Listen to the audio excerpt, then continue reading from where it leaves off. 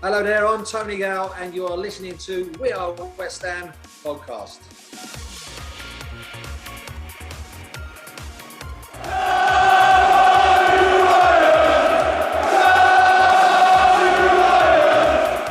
You are listening to the We Are West Ham podcast with me, Will Pugh, Tom Edwards and James Jones. And there is only one way to start this week's podcast. Cresswell sends it in towards Rice. He couldn't get near it. Snodgrass was hoping it would drop. Lanzini! Oh, it's incredible! What a goal from Manuel Lanzini! And the most unlikely of comebacks from West Ham United has happened! So there you heard West Ham United become the first team in Premier League history to avoid defeat in a match, having trailed by 3 or more goals as late as the 81st minute. Manuel Lanzini already had a place in the hearts of West Ham fans, but he confirmed it with that screamer of a strike.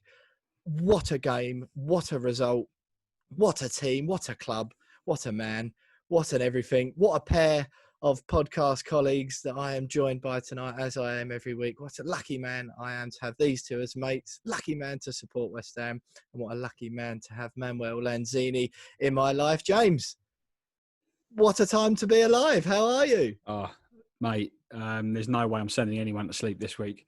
I'm still absolutely buzzing. I've watched that goal back. I think if you look at Sky Sports' tweet with the highlights of that goal from Lanzini, he's had 2.5 million views. I reckon I can vouch for at least 2 million of those.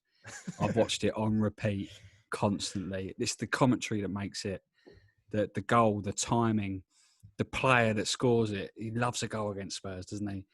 And just wonderful to see the looks of the faces of my Spurs supporting colleagues on our Monday morning 9 o'clock Zoom call, heading their hands still from the night before. And yeah, absolutely buzzing, chaps. It's what a time to be a West Ham fan, eh? And we were worrying about relegation 3 weeks ago, and now look at us. We're going to win the league. Pathetic. Massive. I mean, Tom, it was obviously, there's no doubt about it, it was the best goal in football history. Yeah, I mean, were you still watching, by the way? There's a few rumours of people having turned off.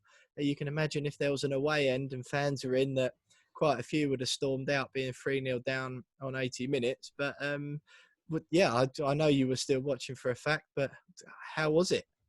Mate, it really was one of those moments you'll remember forever as a West Ham fan. It's so high up there in the folklore. It's first team to come back from 3 goals in the last 10 minutes. And the goal is it's no exaggeration to say it's probably the best long-range goal in Premier League history. The timing, the crossbarring in, Lloris World Cup winning keeper in a big derby, Lanzini, first goal since May 2019, did his ACL, come back.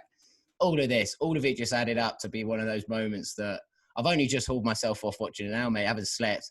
Just been watching it now to get off for this. But honestly, it was just outstanding, and just sharing it with the people. I just was with a few of my mates and just thinking, I'll never, ever forget this, watching this game. And it was pretty special, mate. And yeah, what a team, what fight. We just kept going. We looked good going forward all game. And I think it's sort of fair play to Moyes with the subs he made in the end. And it just everything came together, and it just felt like one of those special days. And yeah, I remember it forever.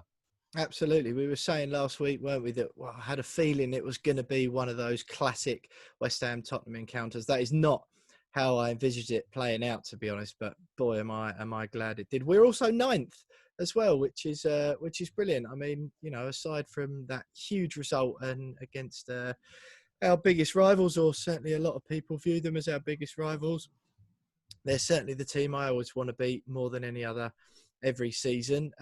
But we had a bit of a pig run of games at the beginning of the season. It wasn't looking good. We weren't very optimistic. Neither were lots of the fans. But we sit in 9th place. All right, we've got a couple of, there's no other word for it, rank games coming up, Manchester City and Liverpool. But, you know, why not? Why not? The Premier League is mental this season. West Ham seem to somehow be clawing results against these big teams, and of course Tottenham. But yeah, sitting 9th in the Premier League, which is absolutely phenomenal. Just a bit of housekeeping as usual. Let you know what's coming up on this podcast, on tonight's show. We've got another packed one. There'll obviously be more delighted reaction from me and the lads on over that Spurs game, 3-3 at the new White Hart Lane, or as the alternative West Ham commentary calls it on Twitter, West Ham's training ground on Sunday. We'll run through a few texts we had from Tottenham supporting friends when they were 3-0 up.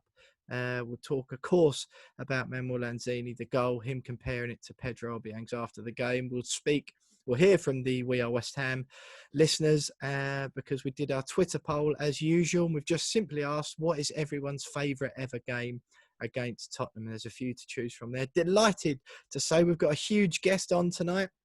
Tony Carr, former West Ham United Academy director, the legend responsible for bringing through not one but a few golden generations, certainly golden stars, Frank Lampard, Rio Ferdinand, Joe Cole, and was involved as well when Declan Rice came on board. We'll ask him about the Tottenham game, Declan Rice's captaincy, where does he think it leaves Lanzini? We'll of course do the Betway charity bets. Delighted to say we've had another winner. The money really is starting rolling in now, so we'll cover which one of the lads it was who pulled in some money for their chosen charity. We've got Steve Tudor on for the opposition view to cover the game against Manchester City at the London Stadium on Saturday. Of course, Name That Game is back. I'm Quizmaster this week.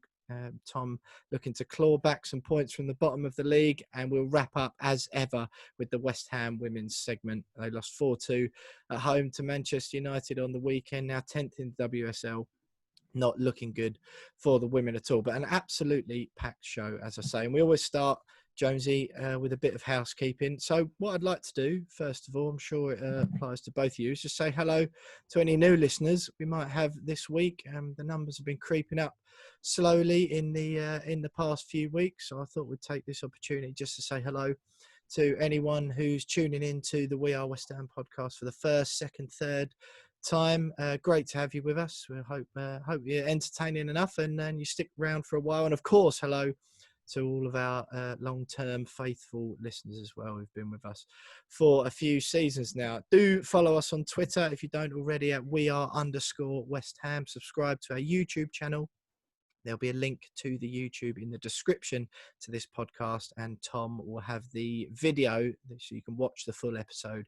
He'll have that up by lunchtime on Wednesday. If you listen to this early on the Wednesday, don't worry, Tom will have it up in a couple of hours. And remember, we are running a free West Ham United shirt giveaway at the moment, so head on over to our Twitter. You can pick home, away, or third shirt, long, short sleeves, whatever you fancy. So go on over to our Twitter and follow the instructions in the competition tweet.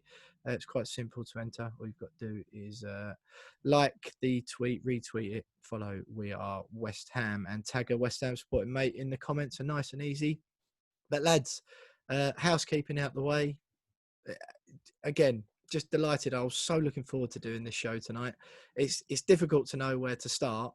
But just give me, James, what's your main takeaway off the top of your head? The best thing about it for you? The best thing about it for me, do you know what? I don't know whether you guys have seen it, but Knees Up Rubber Brown, arguably one of the most popular West Ham forums, West Ham websites out there, been around since the beginning of the internet. And I always make a point of checking out their opposition view article after every game, particularly after the ones we've won. And this one against Tottenham, where they take comments from Tottenham forums, and this week they did it before, during, and after every goal. And obviously at the beginning they're going, "Oh, we don't really care about West Ham. We don't care about them. They care about more. No, it's their cup final. This, that, and the other. You know what they're like."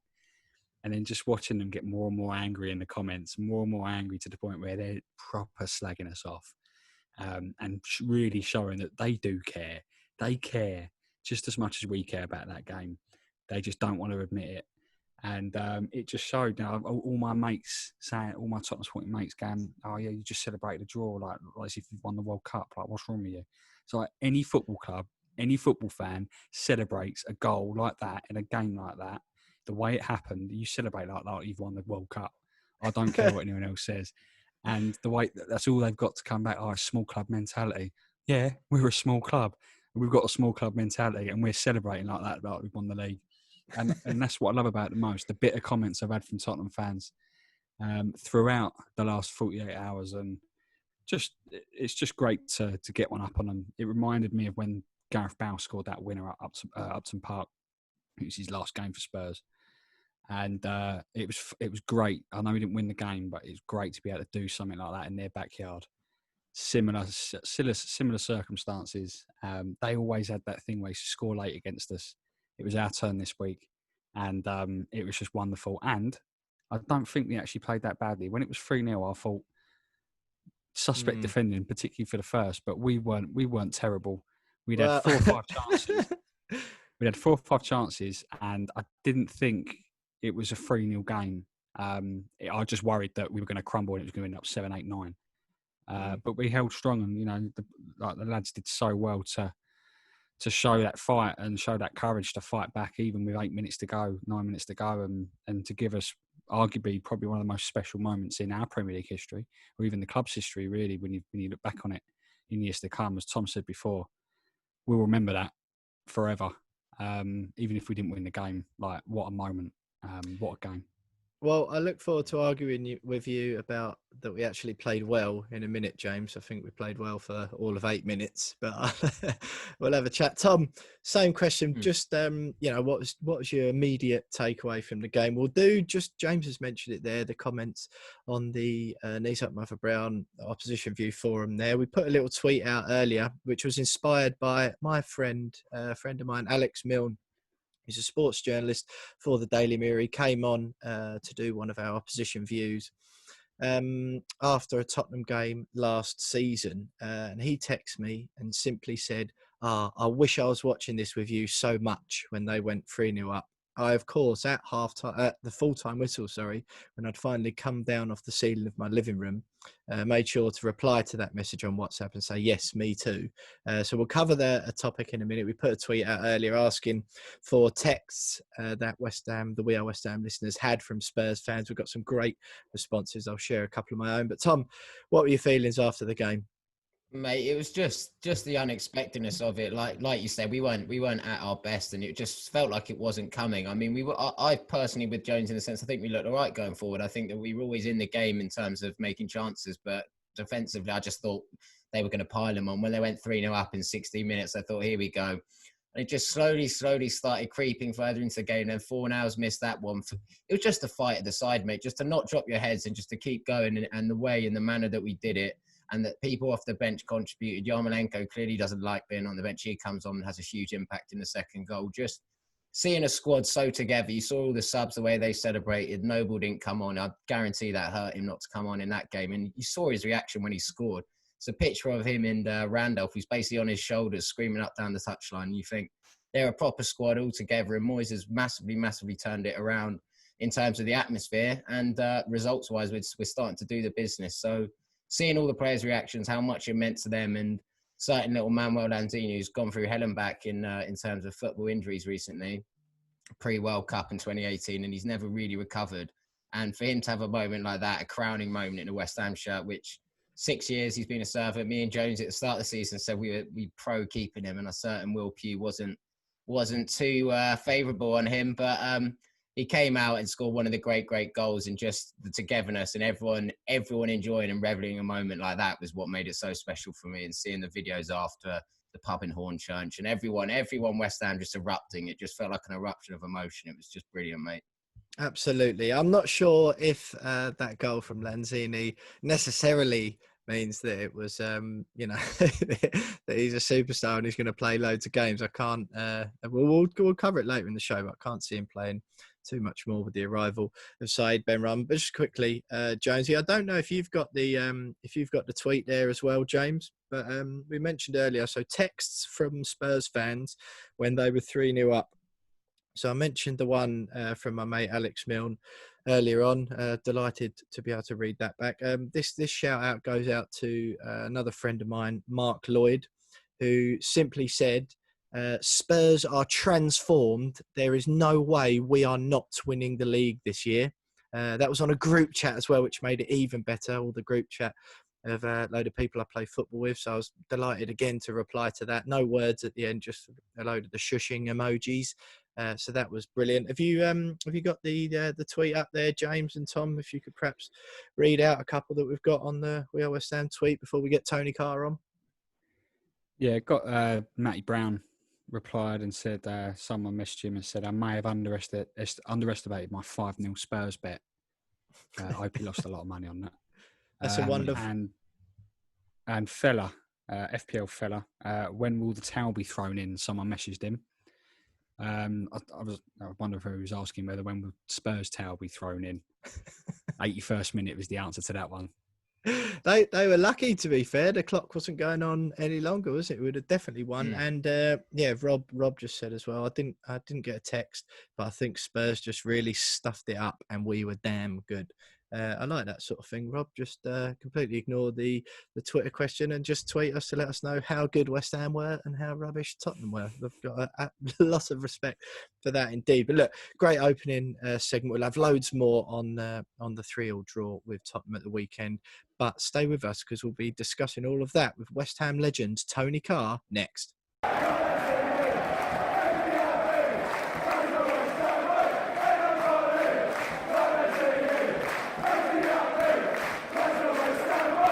You are still listening to the We Are West Ham podcast with me, Will Pugh, Tom Edwards and James Jones. And what an introductory segment that was. Beams on the faces of me, Tom and James after that excellent result at the weekend, coming back from 3-0 down on 81 minutes to draw 3-3 with Tottenham, with the greatest goal in football history scored by Manuel Lanzini. But I'm delighted to say, to talk to us about that and lots more is friend of the podcast and West Ham legend, former academy director Tony Carr. Tony, brilliant to have you with us again.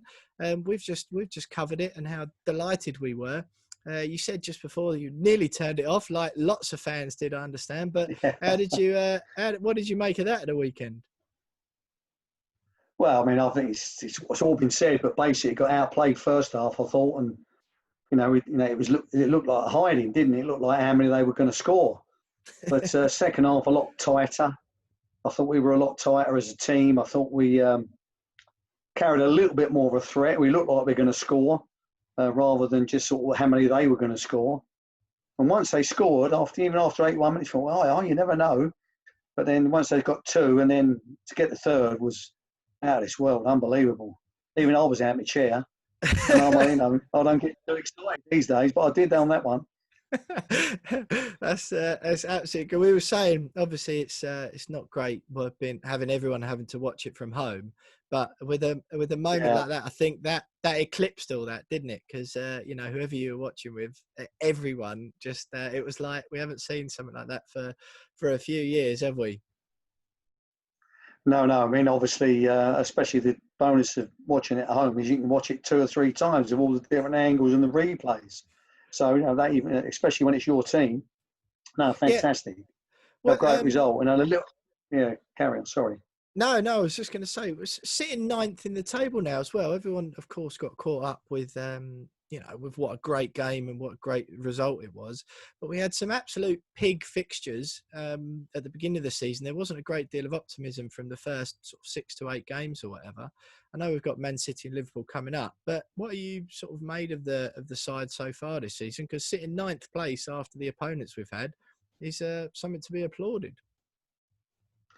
Well, after the first 2 games, you thought, here we go again, another one of those seasons. But then 2 fantastic results. First Wolves, which is never an easy game, and then to go to Leicester, who were on a roll, who were on a real good form themselves, and get a fantastic result. And then to pick that result Saturday, completely out of the blue, I just thought, bring on Man City. You just never know. I think you fear them because they're a great side. You fear Liverpool because they're a great side. But if we can play with that spirit and that endeavour and that effort, I think that's the difference. There's a real effort in the team now. So you can see it's, in my opinion, there's a togetherness within the group. You saw that with the celebration on the 3rd goal. There was a real togetherness within the team, and even the subs that came on, enjoyed that, and I'm sure Lanzini did as well with his contribution at the death. But no, certainly I go into Saturday's game full of optimism. Tough game, but full of optimism. Tony, are you a little bit surprised at how it's gone so far this season? David Moyes has come under No, there's been a lot of question marks over whether he has the ability, had the ability to sort of take the club forward as manager, and instead he seems to have found the formula that seems to work with the squad that he's got. You know, a lot of people have questioned whether he was backed well enough in the transfer window, but it's been no secret that the players like him. I think we saw last year with Declan Rice going over and hugging him with his goal after his goal against Watford, showed that, you know, the players are playing for him. But at the same time, there's still question marks over him. Are you surprised that David Moyes appears to be getting it right? No, he's a good manager. He took Everton from sort of second fiddle to Liverpool and really made them a good outfit. And, you know, and a top half Premier League team almost on every season he was there. So he's a top manager. I mean, without letting any sort of no secrets, but I spoke to Stuart Pearce 2 weeks ago, just before the Leicester game, and he was saying there's a real togetherness in the team there, and we're hoping to get 1 or 2 more players in, and that was his statement. But yeah, what you got to remember is he inherited some very, very expensive and very, very highly paid individuals that weren't doing it. With respect to Philippe Anderson, he weren't doing it for the team, and he's a bit like Mesut Ozil. He only plays when he's got the ball, and when he hasn't got the ball, he's almost a passenger. And I think he had to sort of juggle around that and find the formula and find the players that he wanted, that's going to give him that shape and team ethic that he requires. And I think we're getting there. And I don't think we're there, but I think we're getting there. I think we're a little bit harder to beat. We've kept 2 clean sheets up until the first 20 minutes Saturday, and we're a little bit harder to beat. And that's why I'm a little bit confident about Saturday, because Antonio's playing very, very well up front. We look like we can score. We look like we're a threat going forward for long periods of the game, where last season we weren't. And I'm full of optimism. I'm not saying we're going to make Europe or we're going to make top 6 even or anything, like that. But I think top half pushing, 8th, 9th, who knows? I think that would be a good season. And if we get on a roll, you just never know. You might just, in this unusual of seasons, it might just work for us.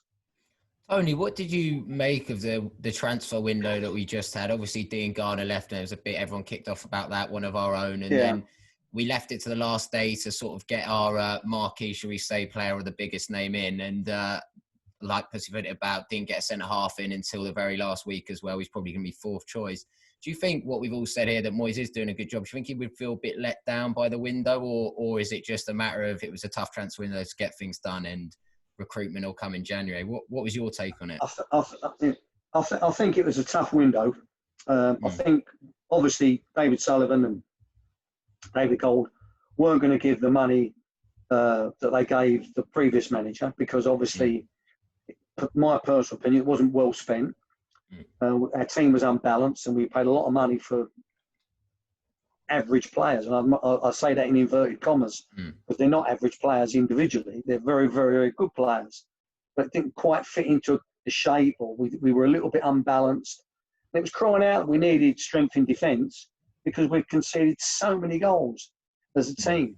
So that starts at the front, that starts in midfield, and then obviously the last gap is your goalkeeper and your back 4 or back 5. So I think he's done as well as he could with what was available. And I think a lot of it was waiting on Anderson to go on loan, so it freed up his wages. Obviously, the 18 million that was reported for Grady was obviously a welcome boost to the budget. So I think, it's only, someone said to me, listen on the radio, about 10 weeks away from the next window. So let's see how we do for 10 weeks and maybe revisit it again. Maybe we could reinforce again. I don't know the budget. I don't know the finances of the football club. But maybe we could have another little go at it next time around in January. Yeah, Tony, obviously we've done some good business, didn't we, with Thomas Souček last January. I know he came in on a loan and the deal officially went through this summer. But that was a good move. Just quickly, you touched on it there. Obviously, still in contact with Stuart Pearce. He was in the first team while you were still working at the club, of course, and famed reputation as a player, no nonsense, all that sort of thing. Obviously, a very talented footballer as well, which I think often gets overlooked with Stuart. But what impact do you think he's had on the squad? Obviously, it took a bit of a while for him to be reintroduced back to the club after David came back again. What do you how much of the new steeliness amongst that team do you put down to Stuart's impact? I think, David, what we're seeing is typical David Moyes. I think you've got to do your shift. Whatever position you're playing, you'll know your role, and you'll know what's expected. And I think Stuart's there to reinforce all those philosophies that David Moyes wants. And I know the other coaches. I know Nobby. I know Alan Irving from his days when he was at other clubs, and I was the academy manager and academy director. I've met Alan many times. He's a good coach, really inventive. Paul Nevin, I know from his time at Fulham, Brighton, and so on. They're good young coaches. And I think there's a good balance there between, very technical coaches and very good coaches. A little bit of grit and determination from Stuart. Stuart Pearce. He's like it on the pitch. He won't let anybody get away with slacking. That's not his style. And he'll say it as he sees it. So as long as the players respond, you can be as tough as old boots, but if the players don't respond, you're banging your head against a brick wall.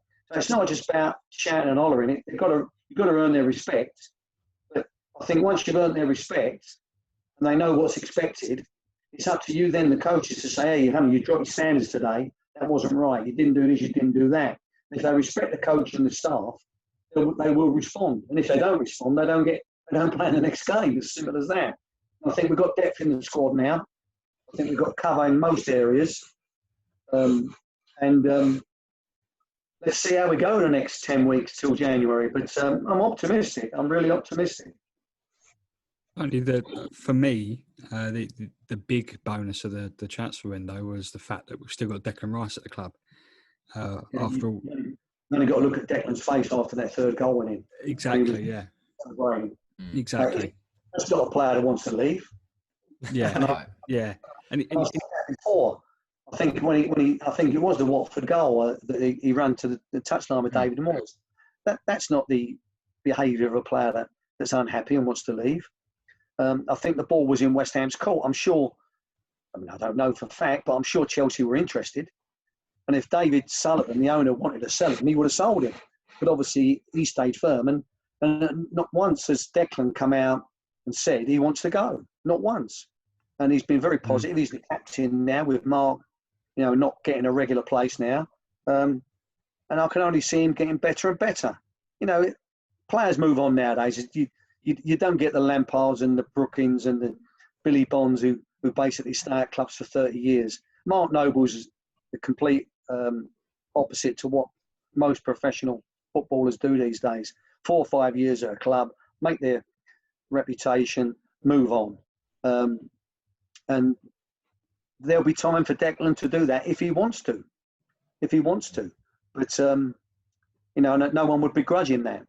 But no, certainly I don't see him as a player that wants to go. Famous last words, he'll probably end up going in January. But I don't think so. I hope not anyway. Do you think it would benefit him, though, that instead of, I know that I think it's been documented that there wasn't a bid from Chelsea, but a few people have said that, actually it would probably benefit him to stick around a little bit longer at West Ham for his development. He's just off, he's got 11, 12 caps now for England. He's off the back of a really strong international break, captaining West Ham to big results in the Premier League, like the one we saw on Sunday. And he wouldn't be captaining Chelsea. He wouldn't get that experience of being, moulding himself into a leader, having experience of leading a changing room. Do you think that long term it'd be better for his development just to hang around 1 or 2 more seasons at the club? Oh, 100%. I think you summed it up well there. I think he would. And he's like I say, he's a regular in the team. I think he's the only player last year that played every match in the Premier League. He's the captain of the football club. He's an England international. So going to Chelsea or going to wherever, we say Chelsea, we don't even know Chelsea are interested, but that's the club that's been bandied around that have been interested in him. But certainly, the only reason he would move is one, to get European football, and two, to get more money. They for me would be the only two reasons he would move, because he's already in the England team playing at West Ham. He's captain of West Ham in the Premier League, so what more do you want? And you're playing every game. Why would you break that positive cycle, would you? Well, why? Why would you go there and be a bit part player? Only if you're getting another 50 grand a week. I don't know. I'm throwing these figures out in the air. But he'll probably get a new contract to West Ham soon, won't he? Yeah, most definitely. Yeah. I mean, most definitely. I mean, he'll end up being one of the highest paid players there. Yeah. And at the end of the day, I don't know. I mean, I'm not in that situation. And we're talking sort of telephone numbers when we talk about players' wages these days.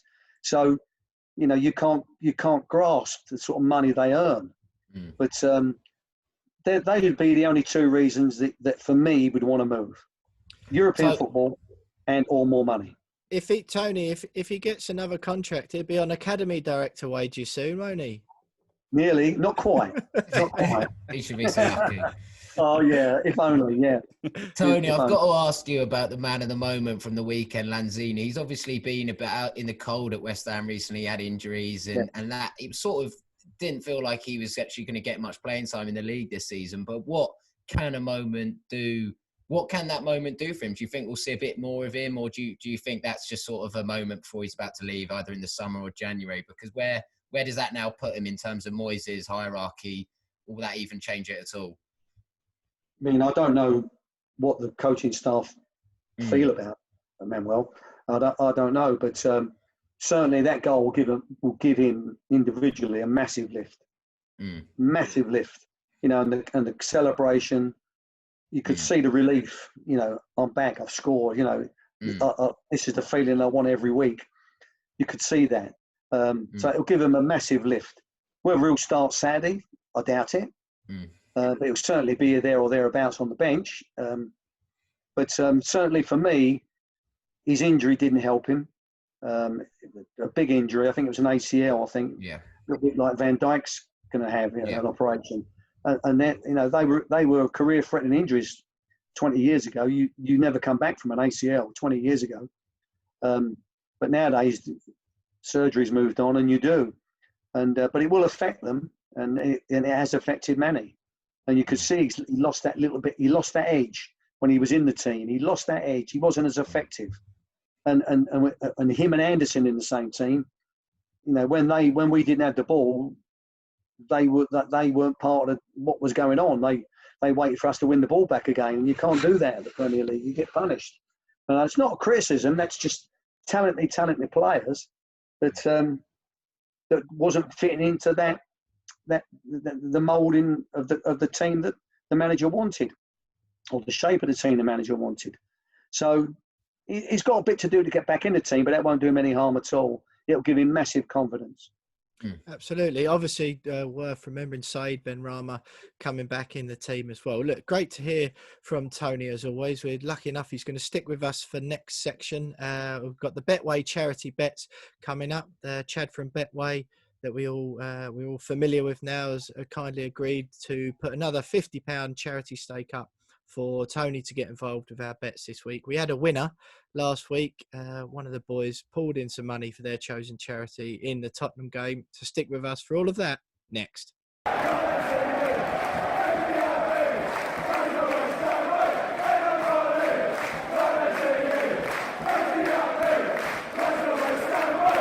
So Tony Carr there suggesting that Manuel Lanzini might have a little bit of an uphill battle to get back in the team, especially with Said Benrahma floating around and looking for a spot in the starting 11 as well. But of course, what a game.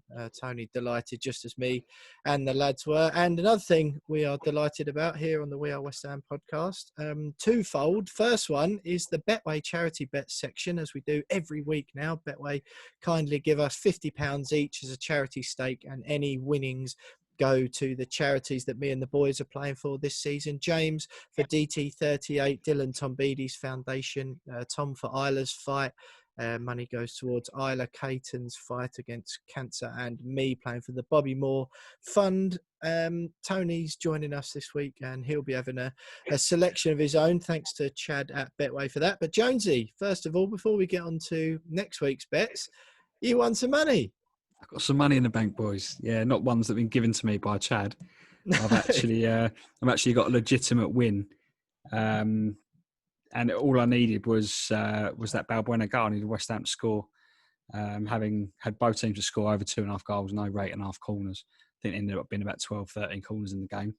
So I had that wrapped up. And Tottenham, over 2.5 goals, came in within 16 minutes. So I was literally waiting for that West Ham goal. And luckily, Fabian Balbuena, on his 50th West Ham appearance, popped up and won £87.50 for the DT38 fund. So, yeah, buzzing for that. I'm off the marks. I'm going to be a little more braver with my future selections. Absolutely. I was pretty close. I mean, I'm glad it didn't win in the end because I had goal in both halves, over 3.5 goals, and Gareth Bale to score. So when he went through, I thought, well, they're going to be 4-2 up or whatever it was at that stage. But at least I'll have some money for Bobby Moore Fund. But he put it wide, and I was delighted Manuel went on and grabbed the goal for 3-3. But what's the league table looking like, Jonesy, at the moment with the money that we've currently totted up after 5 games? So just me and you, Will, with wins. Tom's still waiting for his.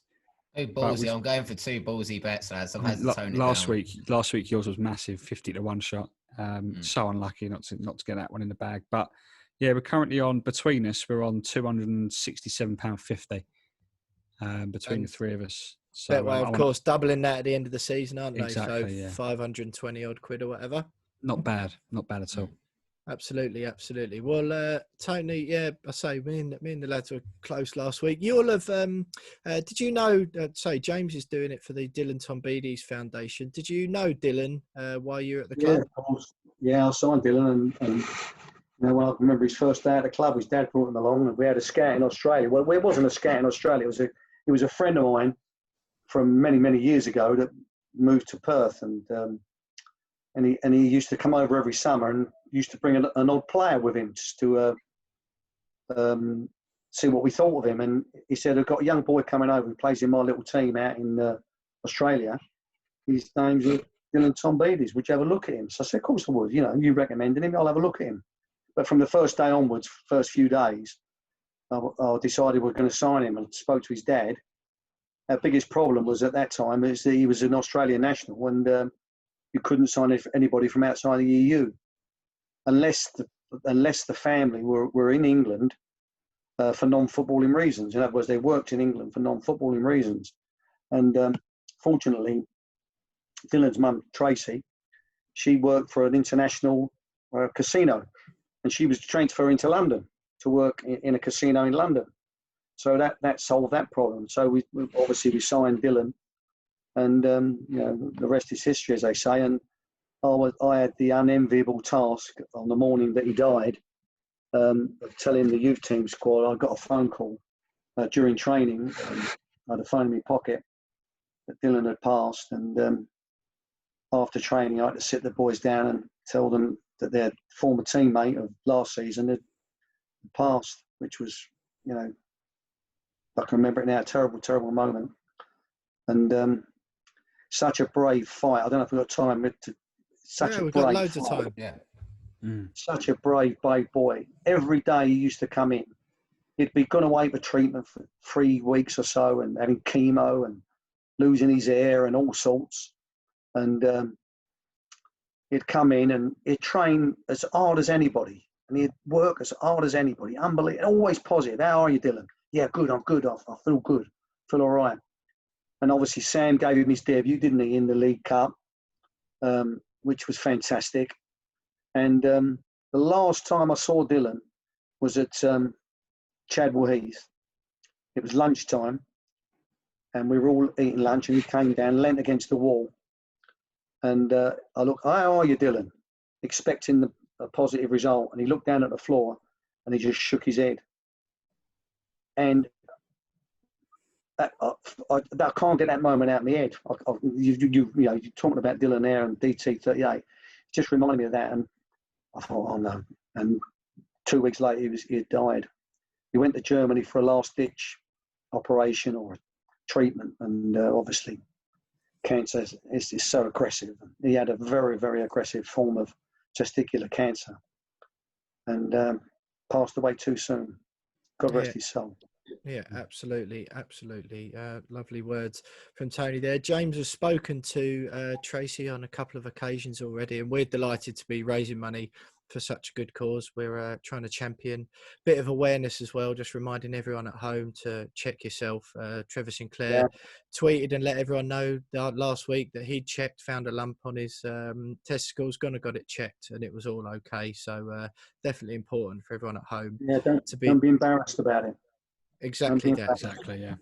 Exactly that. But no, lovely words from you, Tony. There. Well, look, we're James Jones is playing for DT38 this season. We've got a few quid in the bag already after 5 games. It's looking nice if we can carry on at this rate towards the end of the season, with Betway doubling our winnings as well at the end of the year. We're looking like we should be raising a few grand for the charities, which is great stuff. So we'll run through this week's selections first of all. I've gone Sergio Aguero to score 2 or more goals, over 4.5 total goals in the game, and a goal in both halves. The goal in both halves has served me well so far this season, and whilst I was delighted with the result last week, and I'm all for Tony's optimistic outlook ahead of the City game at the weekend, we have got a particularly awful record at home, especially to City, and I fancy Aguero might get into his stride. Jonesy, what have you gone with this week? There's always goals, particularly when City come to Stratford. It's almost their second home, isn't it? So I've gone for over 3.5 goals in this game. Antonio didn't score last week, but I fancy him. He was a nuisance against Spurs, and I think he'll cause City's defence a few problems. So I've got Antonio down to score, and given City's relentless attacking abilities, and we're going to be on the back foot quite a lot. We're going to allow them a lot of the ball. It means that there's going to be a few fouls involved, and I think Cresswell down to be carded as well. I literally couldn't make my mind up which defender to have down as carded. So Cresswell was almost just a random pick out the hat. But I think those odds might be a little bit bigger than Tom's were last week, to be fair. Yeah, I think so. Tom, talking of, you were pretty bold last week with your 50-1 shout, which was both teams to score, Soufal to be booked, and West Ham to win. Not a million miles off of that. But you've gone 4 selections this week, completely broke the mould, and you're trying to have it. I thought I'd just sprinkle a little bit of flair on this selection because it's not the most positive. Sorry, Tony, I can't back a West Ham win, but I've gone City to win, over 2.5 goals, over 5.5 corners, and over 2.5 cards. I mean, our back 4 usually has nightmares against them, so I expect a few to slice Aguero and Sterling down. So I reckon a few bookings will be in the game, and like everyone's mentioned, they tend to come here and score 3 or 4 every game. So I think goals will be in it. I just think that we come up a bit short, but I think we'll give them a good game, to be honest. Absolutely. Well, Tony, you've said you're going into it optimistically. Betway, I've kindly agreed to chip in another £50 stake this week once they heard you were on to get you involved. The bets will be available for any of the We Are West Ham listeners and anyone, in fact, to go and place our bets.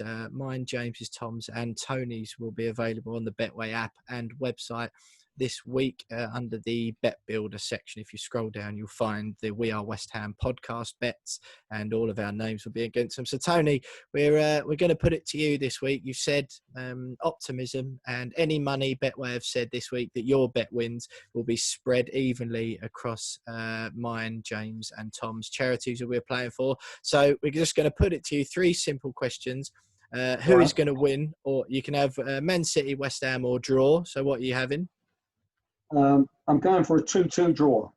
A 2-2 draw, okay. So I need 1 goal scorer from either team. 1 goal scorer from either team. I'm going for Mahrez. Okay. And will there be more or less than 8 corners in the game? More. More than 8 corners. More okay. than 8 corners. Absolutely. Great stuff. So we've got draw from Tony there, Riyad Mahrez, one of the goal scorers, and more than 8 corners. That's great stuff. Tony, before we let you go, we really appreciate you coming and joining us as always, especially some great insight from you tonight, especially the touching story about Dylan from a man who knows him probably better than most. But what are you up to these days? You still obviously keeping your eye in with the West Ham stuff. I know you're working with the Premier League before. Yeah, I'm still doing a bit for the Premier League, although obviously the last 6 months we've not been doing anything. We're doing a lot of stuff on Zoom, which is not good, but it keeps you in touch. We have sort of 50, 60 people on a Zoom conference at times, sometimes a bit smaller. Obviously, West Ham is my team. I follow the team. All my family's the Hammers, so follow them when I can, obviously when it's on TV. But just looking forward to trying to get out to 1 or 2 youth games. I like to go and see the youth team and the under-23s now and again, just to pop out on a Monday night or a Saturday morning. But obviously, that's not prohibited. It's prohibited at the moment. So just hoping we can get out to watch some games live, even if they're only youth games. So other than that, I'm tendering my garden when the weather's fine.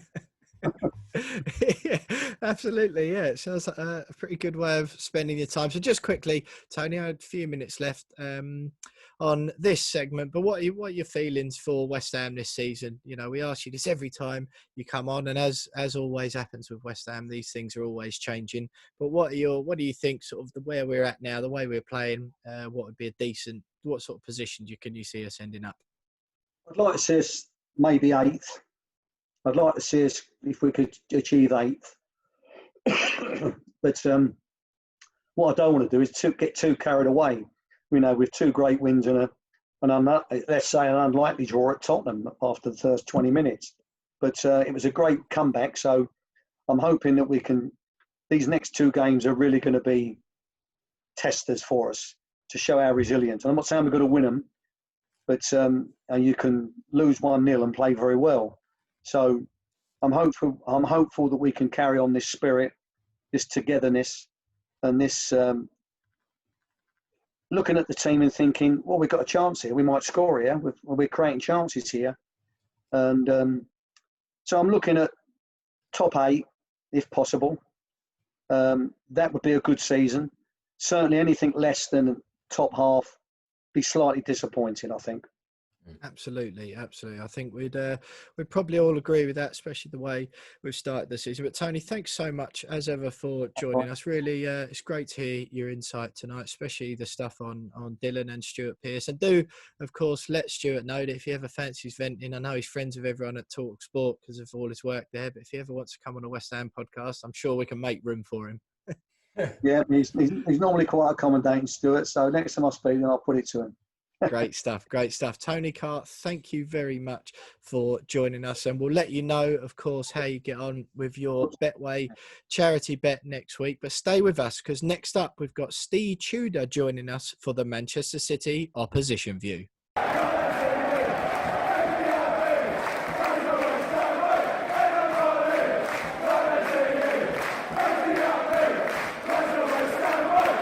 So, Tony Carr there, some touching words on Dylan Tombides, a man who, would have known Dylan far better than lots of people listening. But James playing for the Dylan Tombides Foundation this season. Tony giving us some Betway bet selections for this week for his what he thinks is going to happen against City on Saturday. West Ham versus Manchester City, Saturday lunchtime kickoff. Always been a favourite of mine, the Saturday lunchtime kickoffs. Unpopular opinion amongst a lot of football fans, but it's a game I quite like. This weekend, I'm not sure quite how much I'll be looking forward to it, but I'm delighted to say that we are joined for our opposition view to look ahead to that clash at London Stadium is Steve Tudor from the 9320 podcast to talk all things City. Steve, thanks very much for joining us. We do appreciate it. You've just said to us there before we start the record that you don't think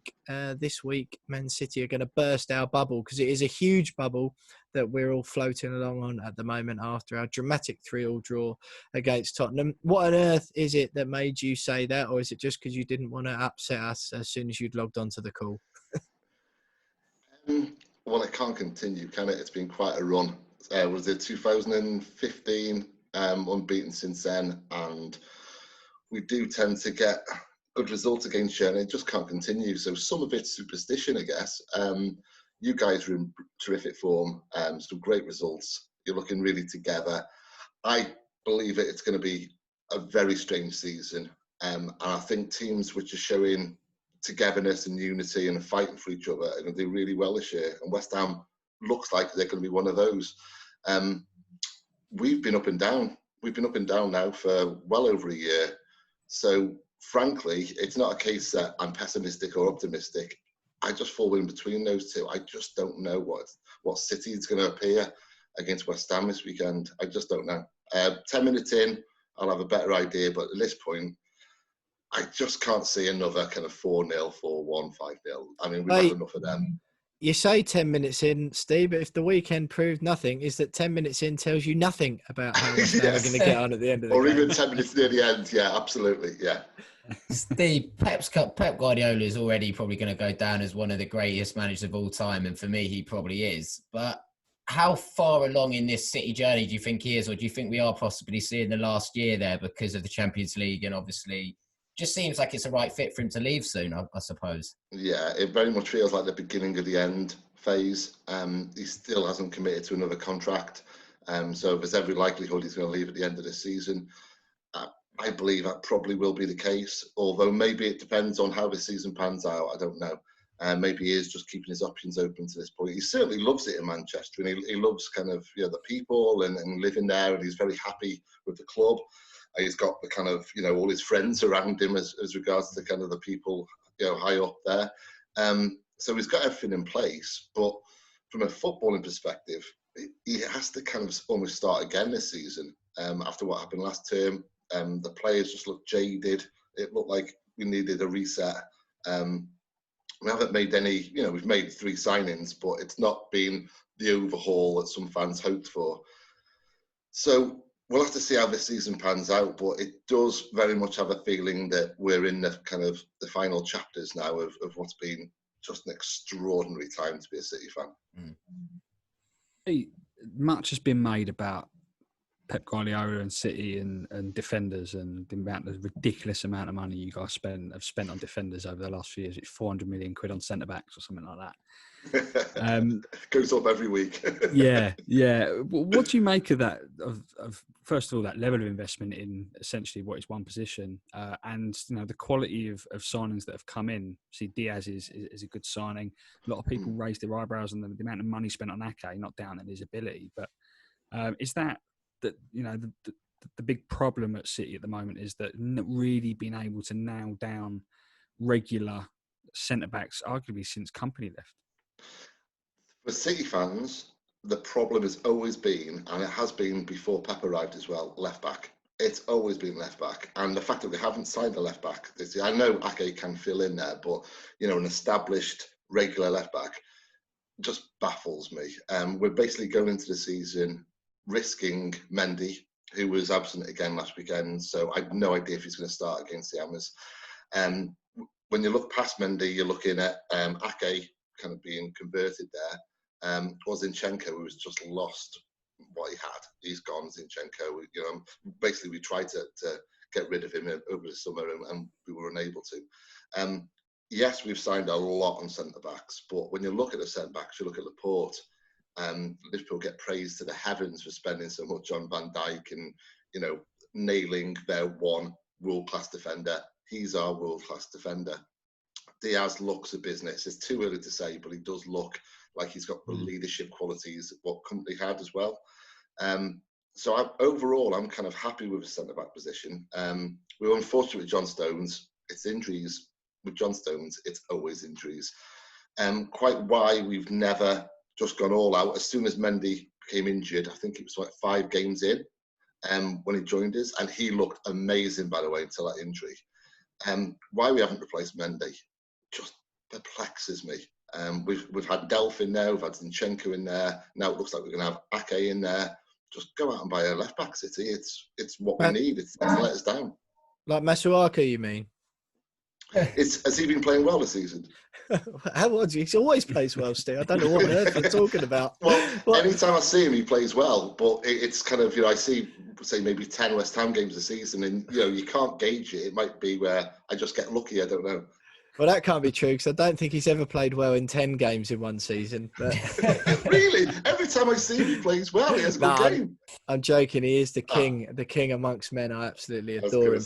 But it's funny you mentioned that about defenders because I don't think it's a problem just refined or just at City. I think what it seems to be, certainly in England, but the amount of like world-class centre-backs or defenders, generally just good defenders at the moment, I think is that I don't think there's an abundance of them about, is there? So you look at Chelsea, they're struggling with their defence. Arsenal, struggling with their defence. Everyone always seems to be on the lookout for someone to improve their defence. West Ham, no different, obviously a little bit further down the scale. But it seems to be we're in an era at the moment where we're blessed with an abundance of attacking midfielders and attackers in the game as a whole, not just at the City level or the West Ham level, but there just seems at the moment there's the really, really good, outstanding defenders are quite hard to come by, and it seems like a lot of teams are struggling with that. Steve, looking forward to the game on the weekend, it seems like a bit of a futile question, and I always use the Manchester City opposition view as one we almost needn't bother doing every season because we tend to go into it almost going, well, what's the point? Are we just writing this game off? And whenever we do write it off, we seem to be vindicated whenever we do that. There is Tony Carr, West Ham legend we just had on the podcast before you, saying that he's going into it with a feeling of optimism. He's called a 2-2 draw is what he's gone for. I'd like to share in that optimism with him, but is there any chance you think of it going any way other than a City win? I look back to the game in December 2017 where you caused us all manner of problems. Moyes set you up just right. We couldn't find the spaces. I anticipate that he'll go like that again. I think it's going to be a low-scoring game. I'll go for a 2-1 win for City, but it will not be easy by any stretch. A 2-1 win for City. How do you see the game going style-wise? Is it going to be the usual City with all the ball and dominating possession? And possibly. Of more interest to me is how West Ham set up, and particularly with the recent history of kind of how well we've done against you. We won't have all the possession. Fair enough, but I mean, early doors where you could kind of come out and where you kind of look to cause us problems, or will it be a case of just trying to contain us and keep it quiet for the first 20 minutes? And given the form that you're in and how up the players are going to be, maybe it might be the case where Moyes sets you up quite conservatively, but the players go, a little bit more kind of advanced early on and give us a real good go. So the first kind of 10, 20 minutes are going to be really interesting to me. Absolutely. Well, I think the last 3 opposition view guests we've had on now have all come on the We Are West Ham podcast and said that the team they're representing is going to win. Charlie Eccleshare from The Athletic, Tottenham correspondent for The Athletic, came on last week and he went for a Tottenham win, but by a much tighter margin. The Leicester and Wolves representatives we had on the week before guessed their teams were going to thrash us. So hopefully we carry on the form with you there, Steve, saying City are going to win 2-1 and West Ham pull something out of it. Lads, just before we let Steve go, I'll just get your score predictions for this weekend while we're on the topic. Tom, how do you see it going? I am a Pep fanboy, so I think they'll pass off the park. 3-1, but I'm with Steve. I think we'll give them a good go. With first half, I think we'll hurt them on the counter-attack, but they'll work us out. So 3-1, but it'll be a good game. I really think it'll be a good game. Jonesy? It's City's second home, isn't it, Stratford? I think it's, 25-2 on aggregate since we moved in there against City. That's kind as well. Like yeah, yeah, we're lucky to get that. Yeah. See, I mean, I agree with Tom. I think we'll give it a better go this time. I think we're on a bit of a high, and Moyes has got a setting up playing quite well. So I can see a scoring. I'm going to go like Tony Carr did. I'm going to go for a draw, but I'm not going to go for a Desmond. It'll be a 1-1 draw. A 1-1 draw. Excellent. I love that. Which means I'll lose my Betway bet. Yeah. That is what it is. 25-2. What a stat that is. Well, you know what? I think it's going to be a high scorer. I was telling everyone that it was going to be a low scorer against Tottenham last week, and made it look an absolute numpty off the back of that. So I'm going to go high scorer, but I'm going to go 4-3 to City. But I fancy an exciting, high-scoring game.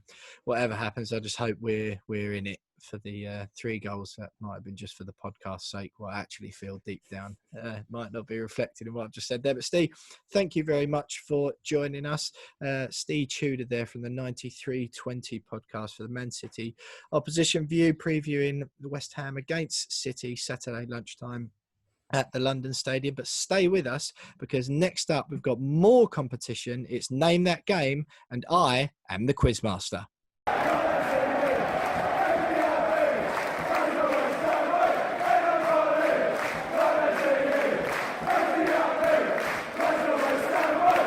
You are still listening to the We Are West Ham podcast with me, Will Pugh, Tom Edwards and James Jones. What a show it's been so far. Me and the boys still grinning from ear to ear after West Ham became the first team in Premier League history to come back from 3-0 down inside 8 minutes, with 8 minutes left in a Premier League game away at Tottenham on the weekend. Absolutely brilliant. We will cover in the final section of the show. We didn't have time earlier on because we had the outstanding West Ham legend Tony Carr, former academy director, responsible for bringing through Joe Cole, Frank Lampard, Rio Ferdinand, Michael Carrick, and all those other big names. Had him on the show earlier and given us some great insight, chatting to Stuart Pearce in recent weeks, West Ham assistant manager, and of course with that anecdote about Dylan Tombides. Very touching words from Tony there. But we move on briefly away from real life football, and as the West Ham game at the weekend will become a historic game that fans will look back on forever, that is what we do with Name That Game. Each week, the Quizmaster, who this week is me, picks a West Ham match from history and collates 7 pieces of information about that game. I read them out from 1 to 7. The boys can interrupt at any time and try and guess the remainder, and each player gets a point for each correct piece of information they get right about the game. The scores at the moment is James Jones quite far out in front on 13 points. I'm in second place, but can't win any points this week, of course, because I'm the Quizmaster on 7, and a yawning James Jones, absolutely bored to bits with my introduction to this segment, he's on 13, and Tom Edwards, bottom of the league at the moment, on just 6 points. Lads, I don't know if either of you have got anything to say before the segment. Jonesy, 13 points, quite a convincing lead still. Yeah, so I was yawning. It's getting a bit boring just winning every week, boys. Getting a bit tedious. Yeah, it's been good though. I'm in form, just like David Moyes' side. So yeah, I'm buzzing. Well, James, if Phantom Hammer is listening again this week, we of course know that he will be yawning every time you speak. Thomas, 6 points, chance to get off the bottom of the leaderboard this week. Feeling confident? Lads, it was just nice not to be bottom of one of the leagues. I'm bottom of the fantasy between us. I'm bottom of the bet league, and I'm bottom of this. So just to get at least 2 points in, so I'm not bottom of this, would be lovely. I didn't realise that, Tom. I always thought much of you as well. Oh, no, mate. My younger brother's on it. What a tragedy. Right, okay. Well, I'm going to get straight into it. And the obscure fact and piece of information about this game is that it took place on the 20th anniversary of Bobby Moore's death. 4-1. Tom Edwards going for the scoreline then, 4-1. That is incorrect. James Jones, you get to have a guess on the scoreline now. Tom started. 3-2. James Jones, that is correct. With that cheeky little grin on your face suggests you know what's going on already, but it throws back to Tom here. James has gone for 3-2, so that's a point for James Jones. The next piece of information required, I'll throw to Tom Edwards, is 1 opposition goal scorer. So Tom Edwards, 1 opposition goal scorer. Gareth Bale. That is correct. Thomas Edwards makes it 1-1. It seems like both of the boys have got it in their head which game I am talking about. But can they get the remaining 4 pieces of information? 1-1 at the moment after 3 clues. Jonesy, we need a West Ham goal scorer from you, please. Say Joe Cole. Oh, correct. James Jones. What a round this is shaping up to be. Not doing me any favours as the boys pile the points on. Thomas Edwards, the stadium, please. Upton Park. Correct. That is 2-2 with 2 clues remaining. Could we have our first tiebreaker for a few weeks? James Jones, opponent, please. Tottenham. It is Tottenham. Wouldn't it be funny if it was Southampton and Bale had scored for them? Tom, now this is the big one. Which season was this game in? I just hate this. Twice I've gone 1 year and it's been the year early. Allardyce wasn't in Macro. 2012-13. Oh, Tom Edwards, he's got it. It goes to a tiebreaker. 3-3. Oh, this is absolutely incredible stuff. Now, the tiebreaker is the year the game took place. James Jones, you are leading in the overall standings for Name That Game this season. You also got the first question right this evening. So you get to guess first. And the tiebreak question, 3-3 after normal time, is the exact year the game took place. Tom Edwards has told you that it took place in 2012-2013. Can you please tell me which of those 2 years the game took place in? I believe it was 2013. James Jones says 2013. Tom with a little resigned nod of his head. It is 2013. James Jones takes the overall win for the week. Monday, the 25th of February 2013. I remember it like it was yesterday. I was skiing in Italy at the time with a friend of mine, and we both supported West Ham. We've both gone with our girlfriends. We watched the game, and it was depressing as anything. We went out and had a few too many drinks afterwards, and my friend ended up weeing at the bottom of his bed thinking it was the toilet. We drowned our sorrows that much after that game. A horrible, I won't name and shame him, unfortunately. I know he listens.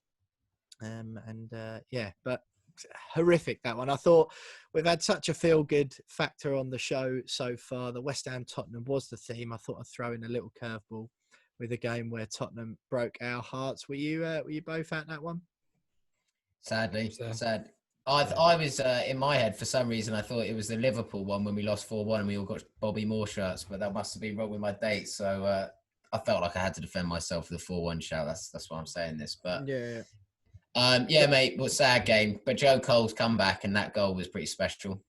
Yeah, I was just going to say, goals, West Ham goals, and Andy Carroll penalty on 25 minutes, Joe Cole on 58, and Gareth Bale 13 and 90 minutes. West Ham, of course, 2-1 up in that game after being 1-0 down. And Gylfi Sigurdsson and Bale's absolute screamer from about 75 yards out is what it looked like on the TV, right at the death to break West Ham's hearts. But great stuff. So, lads, I will update the scores based on that. I'm rock bottom of the table now on 7. Tom Edwards on 9 points, and James Jones don't get a point, of course, for the tiebreaker. It was just a bonus, but you do get the win for the week. You've gone up to 16 points. Well played, Jonesy. Pleased with that, James? You're pretty good at this one, aren't you? Yeah, do all right. Yeah, just Rogue Mystery Players quiz winner. Just know my stuff, mate. Just know my stuff. Did you get it straight after the Bobby Moore 20th anniversary clue? Yeah, I remember it like it was yesterday. Wow. For all the wrong reasons, apart from that, obviously. But yeah, I just remember the images of, they did the thing in the Bobby Moore stand, didn't they? The fans did the number 6, and yeah, just that image, and obviously that goal from Gareth Bale, as wrong as it may sound, kind of go hand in hand in my head as my memories go for that day. So yeah, I had it straight away. Absolutely. I'm not sure if I was unlucky or lucky to have missed that game, of course, for the Gareth Bale incident at the end. But stay with us, because we'll wrap up the show with our final segment, as we do every week on the West Ham Women.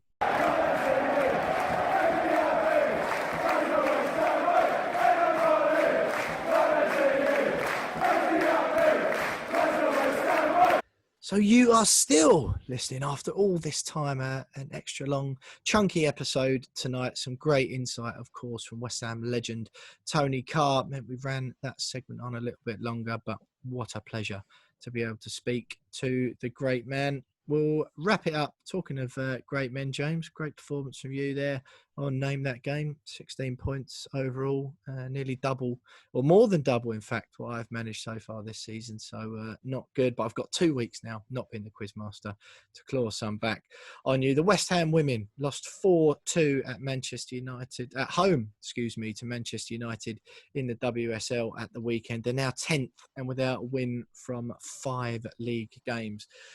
It's not looking good, is it? We had Isabel Barker on, lads, from The Sun last week, sports journalist for The Sun and WSL expert. She wasn't exactly singing the team's praises either. Calls for rockets up some of the players' backsides perhaps needed. The first goal, again, against United at the weekend, 19 minutes it was sloppy. Some good goals after that, to be honest. Credit where it's due to the United girls. West Ham gave themselves hope on 83 minutes. Rachel Daly's cross come shot. It was a bit of a Konchesky style effort. Looped over the goalkeeper to make it 3-2 with about 7 minutes remaining. But United wrapped up the points at the end. Didn't really deserve too much out of the game. What is it time to get worried, James, do you think? It's really not looking good, is it? 10th place, we sort of knew that the girls were going to be mid-table, but no win in 5. No win in 5. That's four defeats on the bounce in the league. It's not looking good. I mean, I don't think you can read too much into a defeat against a Man United side like that, given the strength that they've got. I mean, they're two signings from America, both on the score sheet. Says all you need to know. They're a quality outfit in Heath and Press, and yeah, on the day, a lot stronger than we were, and they're going to be a lot stronger than us in the league. They've got a better squad than us, so can't really read too much in a defeat to United. But it's getting to that stage where, you know, even losing these games just adds that extra pressure on. The longer we go without getting a win. Puts more pressure on the manager, more pressure on the players. Confidence is at an all-time low, and I don't know whether they need to ring the changes. I know Isabel Barker mentioned last week that, you know, Beard's time as manager could be coming to an end if form doesn't pick up, and I think Jack Sullivan and his team might be looking at it now, going, well, how much longer do we wait before we look to make a change? Because they can't go on like this. They need to start picking up points in the league. And it's not good, but you know, they've got a couple of good performers in there. See Rachel Daly with the best goal in the WSL this weekend. She definitely meant it. So yeah, there's some good players in there. You know, we've been saying for weeks now. It's a team. It's a team with a lot of good players. Just need to start gelling as a team. That seems, you know, it's not one of those overnight things, is it? It's all very well highlighting it, like we've done it. The football experts or the WSL experts that we've had on have said the same sort of thing. I do sort of agree with Man United. 4 wins and a draw from their 5 games so far, plus 13 goal difference. But Tom, West Ham's goal difference is minus 13. That's the second worst in the whole league, just behind Bristol City, who are bottom on minus 19. Bristol and Villa. Villa have played 3 games so far. Bristol played 4 in the 2 places beneath the girls. What do you think? James mentions there about, does Jack Sullivan have a decision to make with Matt Beard? Are you buying into that, or do you give him a bit of time? Or what's your take on it?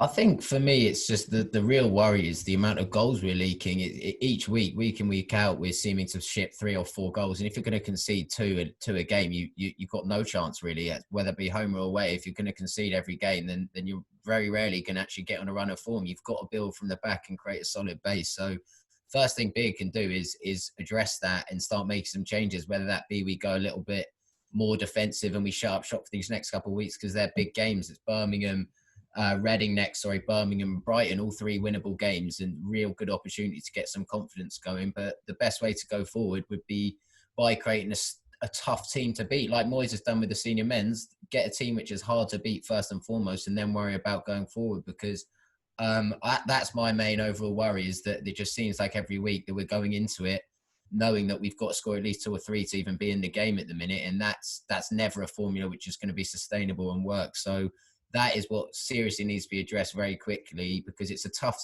league, and it's only getting better. The quality all teams in the league are now bringing in is really exciting for fans of the league, for all players like us. It's great. It's great for women's football, and it's great for the country. But we need to realise that there's going to be a lot of teams who are going to nick points off people this year. So we've got to sort the defence out first and foremost.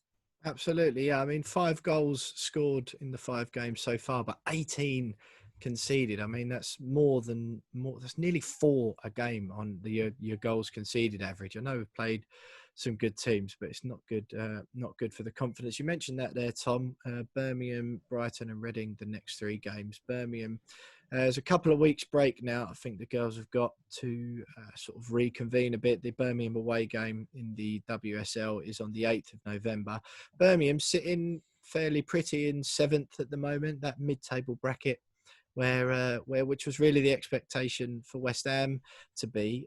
2 wins and 3 defeats from their 5 games so far, Birmingham, and they thrashed bottom place Bristol City 4-0 away at the weekend, and they actually beat Reading away the week before. So it's, they're the teams, like you say there, Tom, in that middle bracket of the table, which is where we're expecting West Ham to be. That they. Do you feel like it's sort of a bit now or never with this weekend? Do you think it's relegation woes, if not? I think we've seen football as a funny way of playing. If the first few weeks don't go your way and you find yourself down there, I think it's a mental shift in the squad, and you start believing that you are in a relegation shift. So I would like to believe that if you can pick up a few results now, then everything looks different and all rosy, and 3 points can see you fly at the league. So I think it's more or less, it is becoming a pressing matter now to pick up points, and performances sort of go out the window for these next 3 games. And I think it is imperative. Otherwise, it looks like it'll be a long slog, because just the mentality of being down there in the winter months sort of sets you up for the season. And that's not what you want to go into any new season feeling like after about 6-7 games, thinking you're in a scrap. No, because of those key opponents then, James, just quickly before we wrap it up, with those key opponents, just to put you on the spot a bit, what do you need? What does Matt Beard need from those 3 games to keep his job? I mean, it's difficult to look past the maximum points. I mean, I think that's a big ask given the situation that we're in. But, I think if you pick up a win in the next one, then it buys them a little bit of time, buys the team a little bit of time. But, anything less than 6 points, and I think that it'll be in trouble. I think the team will be in trouble. I can't see them persevering beyond that. If it's not 6 points at least, anything less than that, then I think we might be seeing some changes being made, unfortunately. Tom, are you being as harsh as James here? 6 points. It seems like quite a little bit harsh from you there, James. Yeah, I reckon mate. 4. I'd say if they got 4 out of that, I think you'd be happy. I know it's not ideal, and perhaps everyone needs to readdress their expectations for the season position-wise. But you sort of, what do you think Beard needs to keep his job? Just thinking from watching what we've seen with the documentary and Sullivan, I think that they poured money into the club, and there's no doubt about that Beard's had money at his disposal, and he's got some good players in, and he's got England internationals in. He's got Kenzie Darley, who's been at Lyon, the biggest women's club in the world, and you've got to think that it's not too outrageous to think that he does need the wins now and ever. And I would probably suggest that 4 or 6. Yeah, I would go as high as that, because these are winnable games. And after that, I think we've got a tough game against Chelsea away after this 3. So it doesn't get any easier. So you've got to make most of these little runs in the season you get. So fingers crossed the girls will do it, because they do have some good players in there. Absolutely. 8th of November away to Birmingham, West Ham women next up in the WSL. And that is almost it for tonight's show. But stay with us, because we'll do, as we always do every week, just a little outro section, a couple of little more bits we've got on Tottenham. And we've got a fun game based on the West Ham Premier League squad that was announced today. We're running through some mystery middle names quickly with the lads. And of course, we'll tell you how many points Tom is losing by in the We Are West Ham Fantasy Premier League. so far this season. Stay with us for all of that next.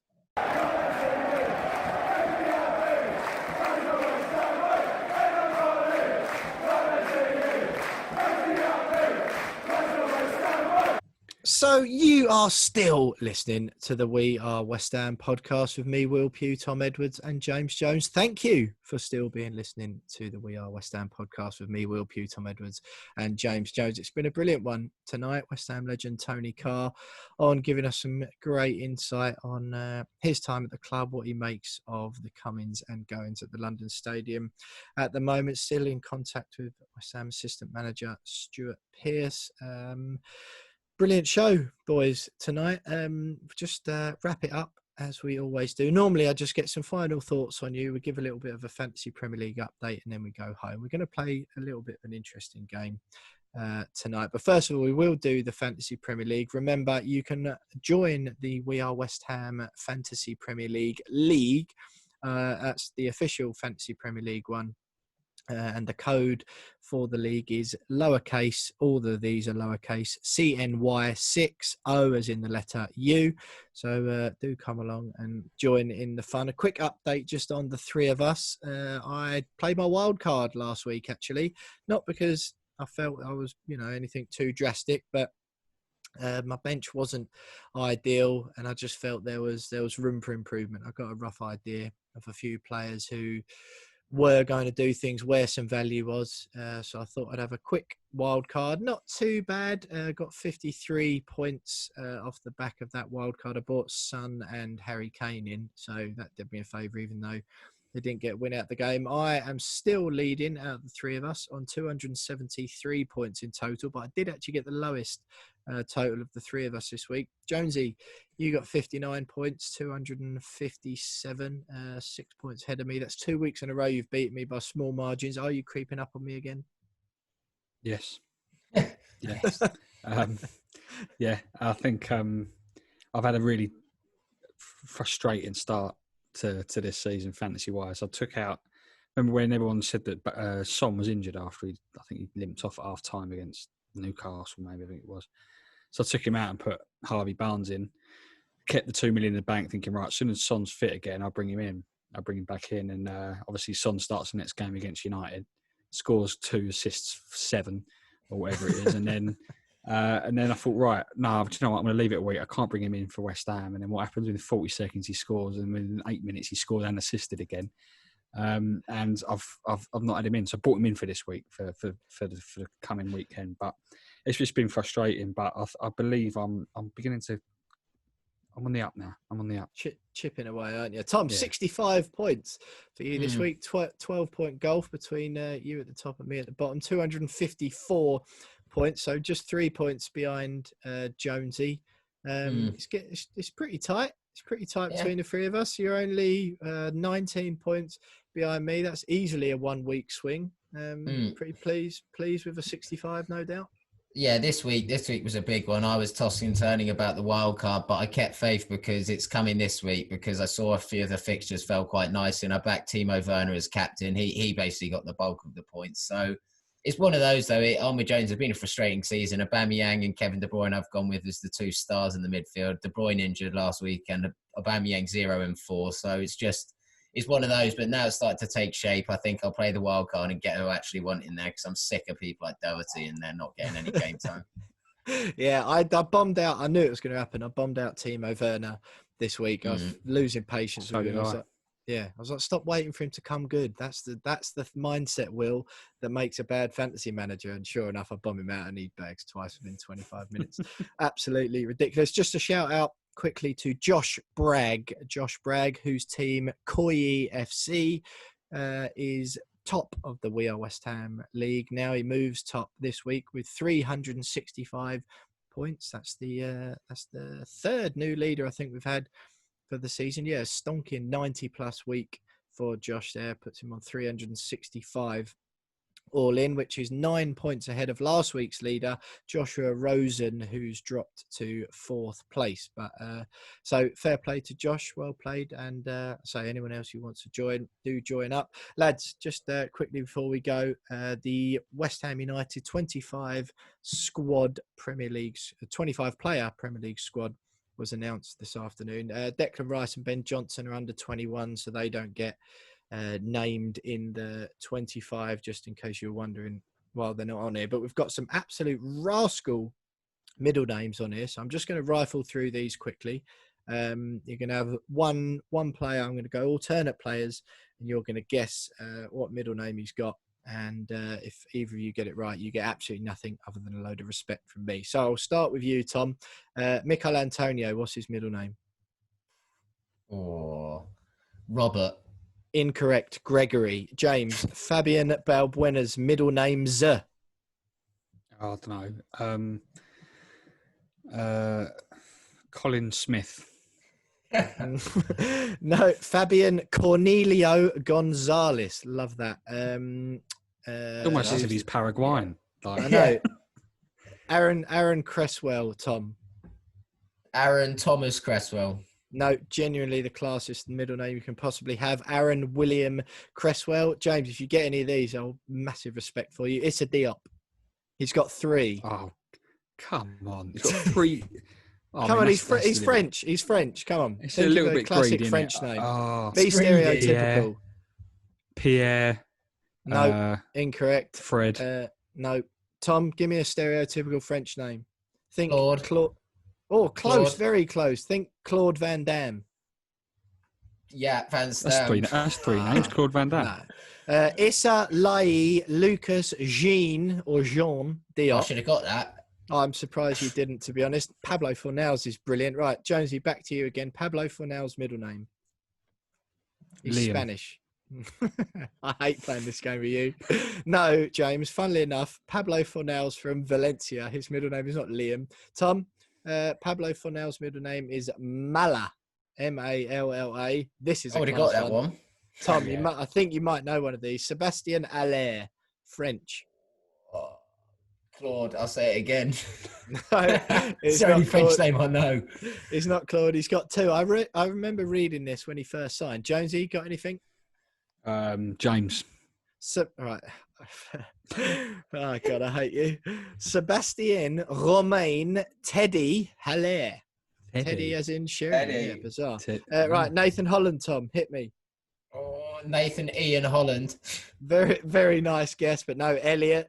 This is the best one of all. James, Arthur Masuaku's 2 middle names, please. King Arthur. His Royal Highness, King Arthur Masuaku. In keeping of royalty, I'm going to go with William. I'll give you £1,000 if you get one of these. William and, I don't know, Henry? Nope. His Royal Highness, King Arthur Fuka Kawela Masuaku. Outstanding. Oh, get out. Get out of here. Mark Noble, Tom. I know this one. I think it might be. It's not Thomas, is it? One of it's Andy Carroll who's Thomas. I don't know this one. It's James. Yeah, isn't no, it? yeah, you're on the right lines there, Tom. It was James. Angelo's is quality. Angelo Ogbonna, Jonesy, Italian. Luca. Nope. Obinze, Obinze. Oh, I think I knew that. Yeah, it rings a bell. That was that or Liam? Was it? And this is the last one. I was hoping Andrei Armolenko would have a middle name, but it's not registered on here. Tom, Nathan Trott has got 2, and these are belters as well, actually. Nathan, Destiny, Philip, Trott.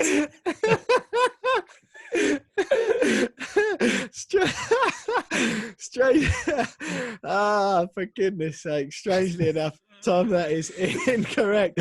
James, for the last one to take, take all the points. There hasn't been any points so far. Take some points and the glory. I can't beat Destiny as a, I don't know. I like your thinking though, mate. I can't, I don't know. Christopher something. I don't know. No, Nathan Wallace Newman Trott wraps up the game. Wonderful. But Tom, I'm going to give you all the points for the best. I need guess. some points in some games. I'll take this. Exactly, yeah. So Tom, that is the win for you for the West Ham squad's middle names. No real surprises in the squad. Like I say, Declan Rice and Ben Johnson don't have to be named in those because they're under 21. But that is it for tonight. What a show. I've really enjoyed that. Great guests in Steve from the 9320 Man City podcast, West Ham legend, of course, Tony Carr. I think I've mentioned that we've had him on enough times now, so I'm going to shut my mouth about that one. But massive thanks to both those guys, particularly Tony. Gave some great insight, as he always does. Long-time friend of the podcast, and we will no doubt hear from him again this season. But that's it, lads. Obviously, as we do, remind everyone to follow us on Twitter. We've got considerably more listeners than we have Twitter followers, Josie. So there's clearly plenty of people listening at the moment. Don't follow us on Twitter. It's at @WeAre_West Ham. If you are one of those people and you want to join in, we're giving away a free West Ham 2021 replica shirt for this season. So like the classic ones, so you could buy them in the shops, home, away, or third kit. If you go onto the We Are West Ham Twitter and follow the instructions on the competition tweet, you've got until Halloween, 31st of October, to enter that. So do go along. We're on Instagram as well, and we are on YouTube, and you can watch all of this show, including seeing the great man Tony Carr himself on the Zoom call. The YouTube link will be in the podcast description below, so just scroll down and you'll be able to go on to subscribe to that. Watch me and the lads week in, week out. We have a good laugh recording these shows, and you can get to see all of our faces, my stupid hats, Tom with his new headphones and microphone, and Jonesy repping his DT38 Dylan Tombides Foundation hoodie, as he does most weeks. Lads, great show, really enjoyed it. Get some final thoughts from the pair of you. Tom, start with you. Yeah, mate, loved it. It's always a pleasure to have Tony on. And yeah, mate, now I'm built up. I'm ready for the weekend. Another crazy weekend in the Premier League. Fingers crossed. It'll be more crazy than last weekend if we get anything on Saturday morning. So fingers crossed something happens and we carry on a form in a hard to beat, mate. 'Cause it is actually enjoyable to watch West Ham at the minute, which I never thought I'd say at the end of last year. So fingers crossed, mate. Absolutely. Jonesy, some final thoughts from you as well. We forgot to do the Twitter poll this week. Just before you go quickly, I don't know if you've got the results in front of you there, but we asked the We Are West Ham fans just to squeeze one last little bit of joy out of having beaten, or not beaten, it feels like a win, doesn't it? We didn't beat Tottenham. We, of course, drew 3-0 with them, having come from 3-0 down. Just some quick results, Jonesy, if you've got them there, for the We Are West Ham Twitter poll that we put out earlier, because we like hearing from the listeners, of course. Yeah, asking the fans what their all-time favourite game v Spurs is. The winner was the Lanzini Worldie the weekend gone by with just under 37%. 26% said the Ravel Show at White Hart Lane, the 3-0 win. 21% Wembley comeback in the League Cup, and just under 16% say Lasagna Gate. A few people saying, I forgot about Madiba Mega's header at the Lane in the League Cup. 1-0 London Stadium, Lanzini winner, and obviously that last win against Tottenham at Upton Park in that final season as well. So too many to fit in that poll, but yeah, all brilliant results. Absolutely. Well, look, it was a fantastic result at the weekend. Although we didn't win the game, it certainly felt like it. That was history in the making, Premier League history, but certainly West Ham history. Massive respect to Manuel Lanzini. He's already secured himself a place in the hearts of West Ham fans for all the effort he's put in over the years. Whether or not he'll play too many games for us in the near future remains to be seen, but what a way to sign off if not. Normally, I tell you to keep the faith, but there's no need to remind you of that this week, because how easy is it to support West Ham when you come back from 3-0 down with 8 minutes to go to draw 3-3 with professional bottle jobs Tottenham Hotspurs. Thanks for joining us, everyone. Come on, you Irons, and we'll see you next week.